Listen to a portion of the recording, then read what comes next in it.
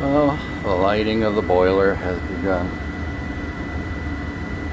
Yay. I don't know if I've ever really showed. So the green box is where the thermostat comes in. You got your two zones.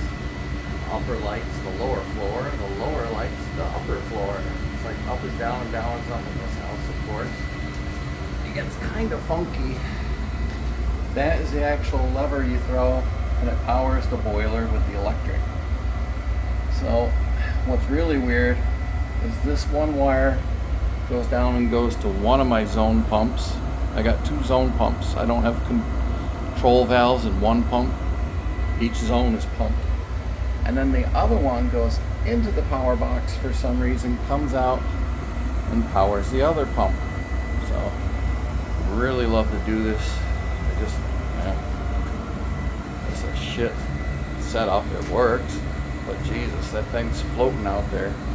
That thing weighs a ton. So a bunch of my supplies, all the old paperwork that came with it, I kept it. Wrote down, stuff that needs to be known. Pieces, parts, spare filters,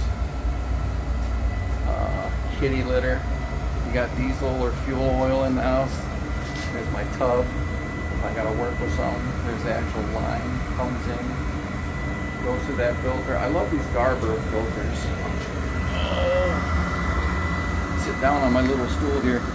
The beauty of this is a lot of the other ones have like a red cap here, and there's a bolt you gotta undo in the middle, and it drops the whole thing down, and you gotta pull a soaking sponge of fuel oil out of it to get rid of it and clean it. While this is all self-contained. Like I said, I keep a couple spares. Try to plan ahead, you know what I mean? But it's all self-contained. There is a little vent. I can do arrows. I like labeling things. Like I've changed this fuel pump out. This thing makes 10,000 volts. This will light your ass up like you do not believe. That's what sparks the fuel oil. This is the control module. It's a safety. So this thing, there's a light under the burner that aims out, a photoelectric cell. If that thing does not detect flame, this thing will get upset and shut everything down. So there's a little red light here that hopefully you don't see. I put that little jumper there. That's for if this is directly thermostat control. But this yellow goes inside and goes to that photo sensor. So I got a Beckett AFG fuel gun. They call them a gun. But I've changed this motor out. I've worked on this thing in 10 years. Been a little persnickety, but I mean, the thing was built or installed in the 70s, for Christ's sakes, you know. I even put a new Aquastat on it one time. I wish this had a see-through window on it, because there's your little window, and I'll say BT 71 degrees, so that's fucking cold. The boiler's just fired up. It's telling me the temp, which is nice. And I only had to program one quick thing on that, is the low. I wrote it on here. Like I said, I like labeling things. Low level has to be off, and that's the model number. And when I installed this, so then it goes out. You got an expansion tank. This water's gonna swell. This is a receipt when it got replaced. That I didn't replace that. A service guy replaced that. And those go to the two zones, and that sort of throttles them.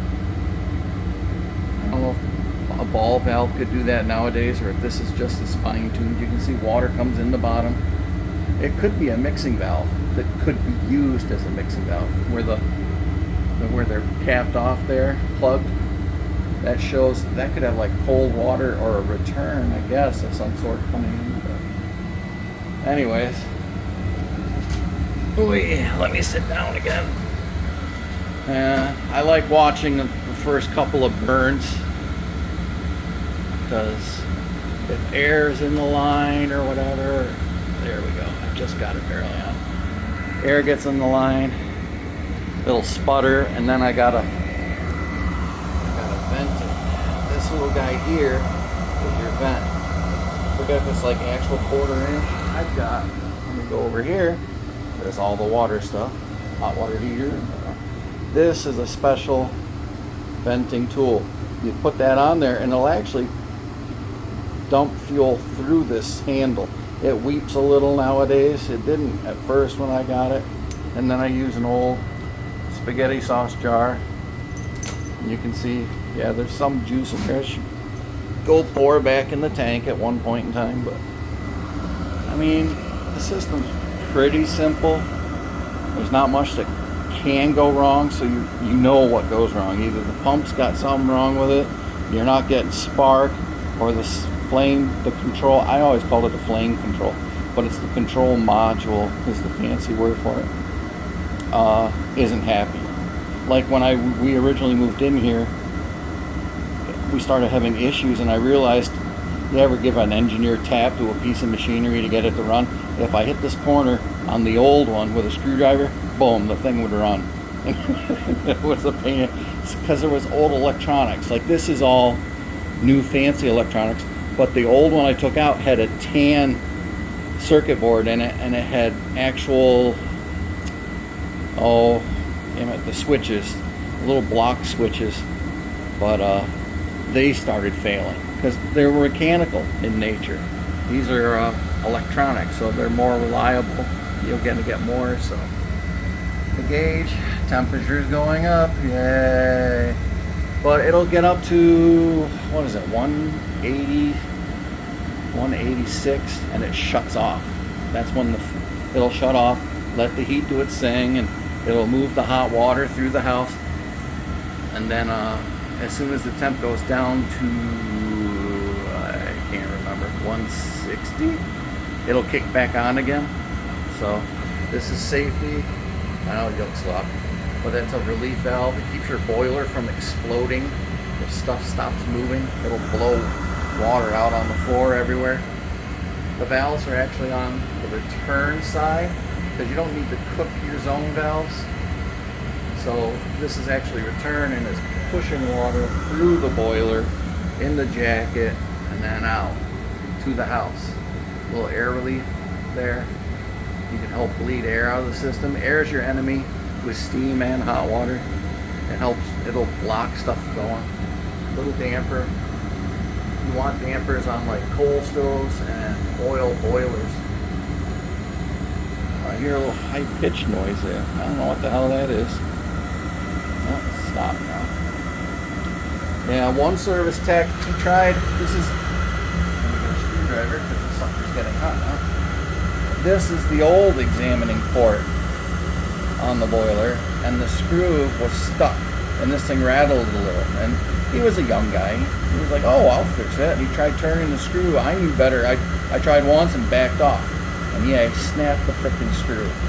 So he glued it back in place with there's a caulk, high flame, temp resistant caulk and whatnot, like you use around your flue pipe and whatnot.